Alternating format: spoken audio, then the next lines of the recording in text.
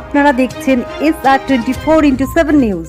খুবই ভালো লাগে এই ধরনের অনুষ্ঠান এবং এই ধরনের জায়গায় উপস্থিতি, সেটা মানে উপস্থিত থাকতে পেরে মনে হয় যে হ্যাঁ, শিল্পী হিসেবে ধন্য। এবং সেই সঙ্গে বলবো যে পুজো সবার খুব ভালো কাটুক, সবাই খুব ভালো থাকুক, সুখে থাকুক, শান্তিতে থাকুক। এবং আগেও বললাম, সবথেকে ইম্পর্টেন্ট সুস্থ থাকাটা আমাদের সবার।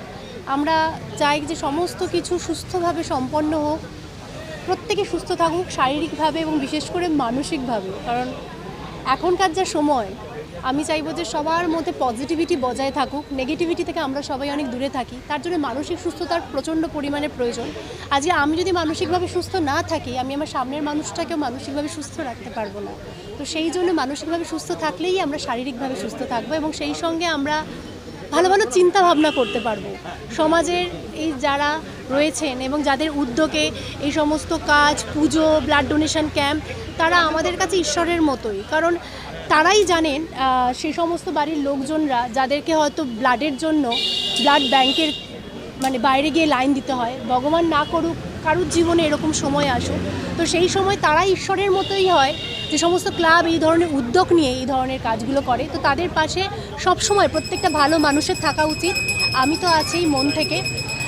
আমার জন্য কারুর এতটুকু ভালো হোক সেটা তো অবশ্যই কাম্য। এবং সেই সঙ্গে বলবো যে পুজো কমিটির প্রত্যেককে আমার তরফ থেকে অনেক শুভেচ্ছা।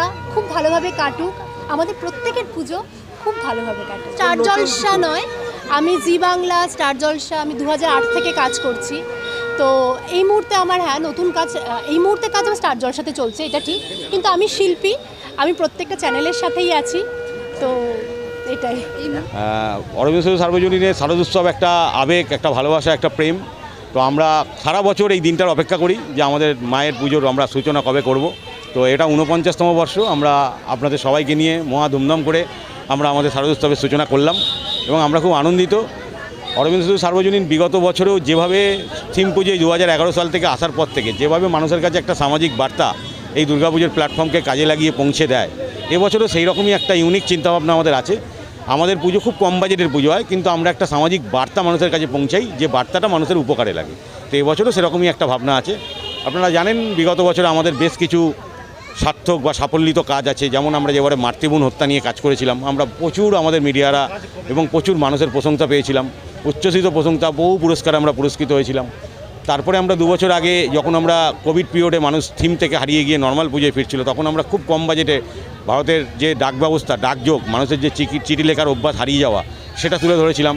যে ঠাকুর আমাদের জিপিওতে প্রিজার্ভ করা আছে, পোস্টমাস্টার জেনারেল নিজে এসেছিলেন আমাদের কাছে। সেই রকমই বিশেষ বার্তা নিয়ে আমরা এবছর আসছি। আমাদের এবছরের বার্তা অপচয়, এবং এটা একটা সামাজিক ব্যাধি এক ধরনের। সেই ব্যাধি যাতে দুর্মূল হয়, মায়ের কাছে সেই প্রার্থনা নিয়েই আমরা আমাদের পুজো মাতৃমণ্ডপ সাজিয়ে তুলব এবং মানুষের কাছে একটা বিশেষ বার্তা পৌঁছে দেবো। দেখতে দেখতে স্বাধীনতার প্রায় 76 বছর ওভার হয়ে গেছে। তারপরেও আজকে ভারতবর্ষে আপনারা যদি স্ট্যাটিস্টিক দেখেন, প্রায় 2 কোটি মানুষ প্রতিদিন রাতে না খেয়ে ঘুমায়।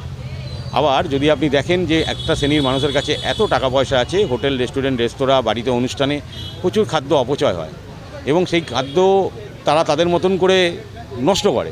কিন্তু একটা সমাজের কিছু মানুষ খাবার নষ্ট করছে আর কিছু মানুষ খাবার পাচ্ছে না।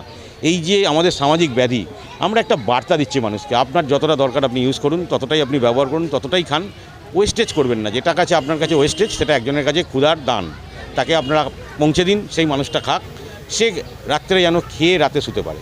তো এটাই আমাদের বার্তা এবং এটাকেই আমরা আমাদের মাতৃমণ্ডপে সাজিয়ে তুলব। আমাদের শিল্পী মধুরিমা ভট্টাচার্য তার শিল্প সত্তা দিয়ে মানুষের কাছে একটা বিশেষ প্রেজেন্টেশন তুলে ধরবে। আমার নাম মিন্টু পাত্র, আমি অরবিন্দ সেতু সার্বজনীন দুর্গোৎসব পুজো কমিটির মিডিয়া কোঅর্ডিনেটর। প্রত্যেক বছরই আমরা পুজো নিয়ে একটা খুঁটি পুজোর মাধ্যমেই আমাদের অনুষ্ঠান আরম্ভ হয়ে যায়। আজকের দিনে অরবিন্দ সেতু পূজা, খুঁটি পূজা হলো। আনন্দ রাউত, আমি প্রেসিডেন্ট দীনেশ জৈন, আরও কমিটি মেম্বার সবাই আজকে মিলে করলাম। আশা করি এই খুঁটি পুজো করে ভালোভাবে পুজোটা হবে। উল্টোডাঙ্গাবাসী, এলাকাবাসীকে আমি শুভেচ্ছা জানাচ্ছি। আমরা এই পুজো উপভোগ করব। আমাদের নেত্রী মমতা ব্যানার্জির নির্দেশ আছে, যতই পুজো হয় সব পুজোকে অনেক রকমের সাহায্য করার জন্য, আর্থিকভাবে হোক, অন্যভাবে হোক। আমরা অনেক পুজোর সঙ্গে জড়িয়ে আছি। তো আমি আশা করি এই পুজোটা খুব ভালো হবে আর আমার এই পুজোটা খুব আনন্দময় করে কাটাবো। দীনেশ কুমার জৈন, গঙ্গওয়াল। আমি টিএমসি মাইনরিটি সেলের ভাইস চেয়ারম্যান আর জৈন সমাজের প্রেসিডেন্ট। এই থিমটা আসলে মাথায় আসে এই কারণেই যে আমরা রাস্তাঘাটে চলতে অনেকেই চারপাশে একটু তাকালে একটু লক্ষ্য করলেই দেখা যায় যে অনেক মানুষ অনাহারে রয়েছে, হয়তো ভিক্ষা করছে। আবার আর একদিকে দেখি যে একটা শ্রেণীর মানুষ কিভাবে খাবার অপচয় করছে, সেটা রেস্তোরাঁ হোক বা বাড়ির যে কোনো অনুষ্ঠানে হোক।